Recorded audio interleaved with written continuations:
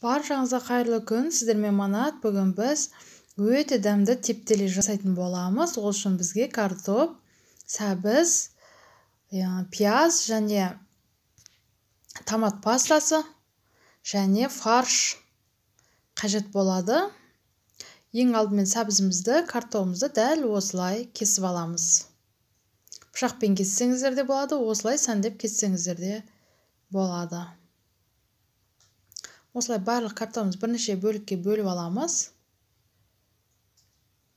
Ендігі кезекте қазанымызды қыздырып, аздаған майымызды құйып, қызған майымызға пиязымызды салып қызартып қуырып аламыз.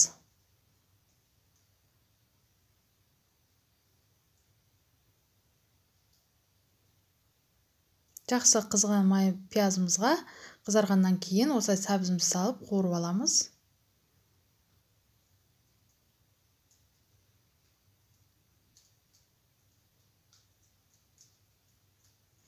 Одан соң картопымызды салып қуырып аламыз жақсылап.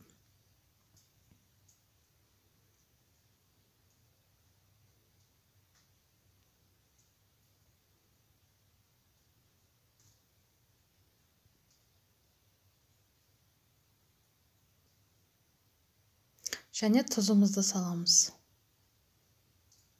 Дәміне қарай, суына қарай тұзды өлшеп салуға болады. Мен бұл жерде бір ас қасық тұз салдым.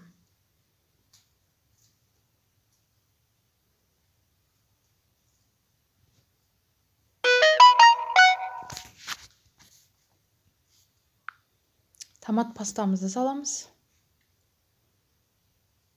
Және осылай езілген помидор, яғни сәбіз, болгарский қосылған езілген пастамызды қосып жақсылап қуырып аламыз.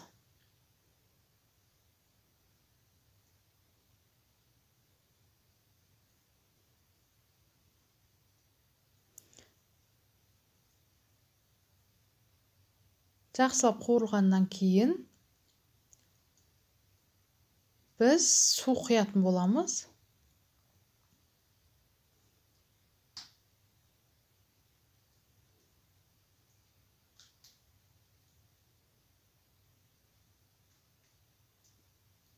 Барлық мөлшерін описанияда көрсететін боламын.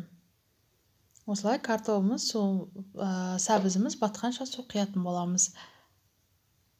Астын жай қойып, жай отта қайнатамыз.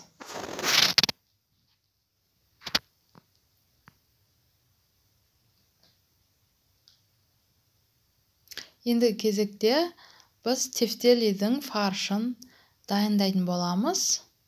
Ол үшін бізге пиязымызды ұсақтап турап, майдалап турап алуымыз қажет. Арнайы ұсақтап турағыштарыңыз болса да болады, турайтындарыңыз, сонымен қосып турасаңыздар да болады.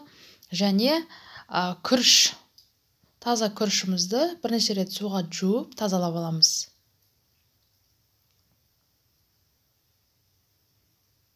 Осылай майдалап ұсақтап турап аламыз барлығын. Пиязымызды қосып, және күрішімізді қосып, тұз бұрышымызды қосып, жақсылап араластырамыз. Осылай қасықтың көмегімен жақсылап араластырып аламыз.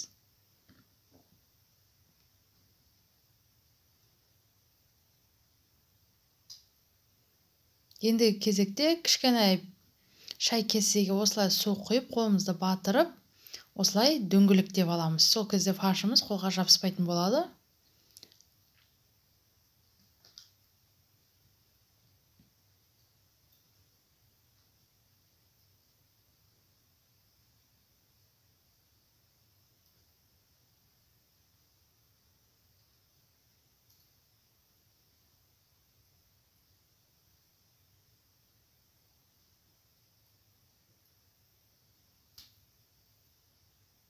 Екі қолмен немесе бір қолмен осылай фаршымызды дөңгелектеп алатын боламыз.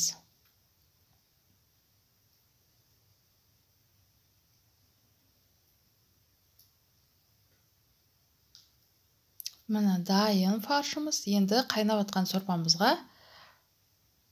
укропымызды салып, түрлі дәмдеуіштер жасаңыздар да болады. Осы дайын фаршымызды салатын боламыз. бетін жауып жай отқа жарты сағатқа пісіретін боламыз.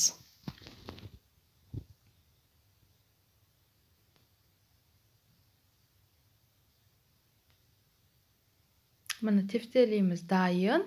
Мындай түрде жасап көріңіздер. Жасалу жолы өте оңай, өте дәмді. Ас десек те болады. Мындай түрде жасап көріңіздер. Мен сіздермен түрлі рецепттермен бөлісетін боламын. Менің каналыма тіркелуді ұмытпаңыздар.